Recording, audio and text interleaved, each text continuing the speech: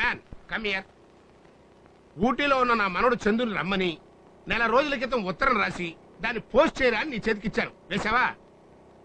డబ్బాలో వేసావా అని అడుగుతున్నాను. మాట్లాడబెట్రా. అంటే నేను ఎవరు? ఏంటి నౌకరు? ఎంతకాలంగా ఇక్కడ పని చేస్తున్నాను. నువ్వు పుట్టినప్పటి నుంచి ఇక్కడే పని చేస్తున్నావు. ఎందుకు ఇంతకాలంగా నన్ను ఉంచుకున్నారు మీరు? నువ్వు నమ్మకస్తుడి కాబట్టి కదా. మరి ఎక్కడో ఊటీలో ఉన్న మీ మనవడికి అర్జెంట్ గా రమ్మని ఒక ఉత్తరం రాసి నమ్మకస్తుడైన నౌకరికి నాకు పోస్ట్ చేయమని ఇచ్చిన తర్వాత పోస్ట్ చేసావని తిరిగి ఇప్పుడు నన్ను అడుగుతున్నారా? మనిషి మీద నమ్మకం ఉండాలండి. అంత నమ్మకం లేనప్పుడు నాకెందుకు ఆ ఉత్తరం ఇవ్వడం? ఇదిగో మీ ఉత్తరం మీరే పోండి.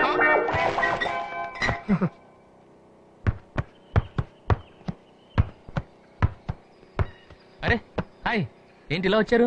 సరదాగా వచ్చాను. ఓ ఐ సీ. అవును, ఫోన్లో ఏదో ముఖ్యమైన విషయం చెప్పాలన్నారట. అది మీకు ఎలా చెప్పాలో తెలియట్లేదండి. పర్లేదు, చెప్పండి. చెప్తే మీరు ఫీల్ అవుతారు.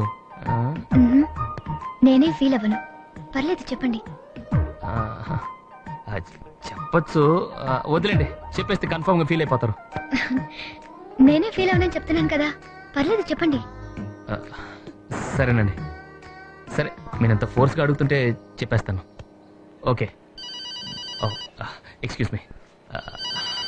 ఈ ఫోన్ ఎప్పుడు రావాలా? హలో. హాయ్ చందు, నేను రా తాతయ్యని మాట్లాడుతున్నా. తాతయ్య? మా తాతయ్య is very close. Excuse me. ఏంట్రా ఊటీ వెళ్ళిపోయి అక్కడో సెటిల్ అయిపోయావు? నువ్వు లేకపోతే నాకు ఎంత బోర్ కొడుతుందో తెలుసా? అసలు నన్ను మర్చిపోయావా ఏంటి? అబ్బే ఏం లేదు తాతయ్య. అది సరే గాని నీకు ఒక గుడ్ న్యూస్ రా. నీ అన్నయ్యకి పెళ్లి ఫిక్స్ అయిపోయింది. ఏంటి? పెళ్లి ఫిక్స్ అయిపోయిందా? ఎవరినాడు పెళ్లి ఫిక్స్ చేశారు? అదేంట్రా, అందరికి తెలిసిన సంబంధమే కదా. అసలు పెళ్లికి ఏంటి ఇంత తొందర? తొందర ఏమొచ్చిందా? అన్నయ్య పెళ్లి ఇప్పటికే ఆలస్యం అయిపోయిందని నువ్వే కదా అన్నావు. అమ్మాయి నచ్చాలి కదా తాతయ్య. ఏంటి నచ్చాలా?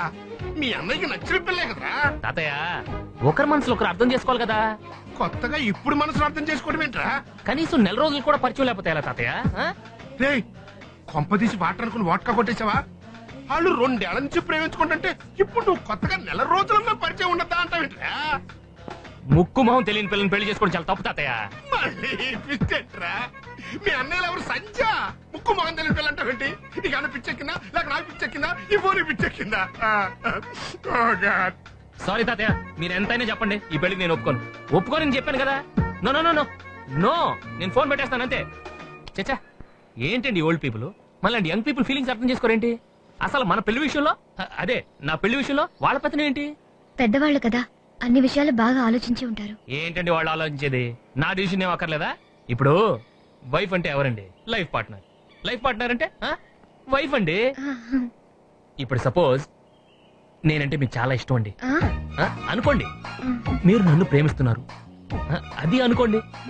నన్నే పెళ్లి చేసుకోవాలనుకుంటున్నారు ఇది చేసి అనుకోండి. ఇప్పుడు సడన్ గా మీ వాళ్ళు వచ్చి మీ మ్యాచ్ ని వేరే వాడితో ఫిక్స్ చేశారు. మీరు వెళ్ళి వాడిని చేసుకుంటారా నన్ను చేసుకుంటారా? మీరే చెప్పండి. చెప్పండి. మిమ్మల్ని చేసుకుంటాను. థ్యాంక్స్ అండి. అదే కనీసం మీరైనా అర్థం చేసుకుని ఒక మంచి సజెషన్ ఇచ్చారు. కానీ వాళ్ళు అర్థం చేసుకోలేదే. That's the generation gap between all of us. దానికి all the youngsters are facing lot of problems. ఎనియో, నేను అనవసరంగా నా ప్రాబ్లం మీకు చెప్పి మిమ్మల్ని అప్సెట్ చేసి నేను అప్సెట్ అయ్యాను. I can't handle all this. See you again. మళ్ళీ వచ్చి కలుస్తాను. బాయ్.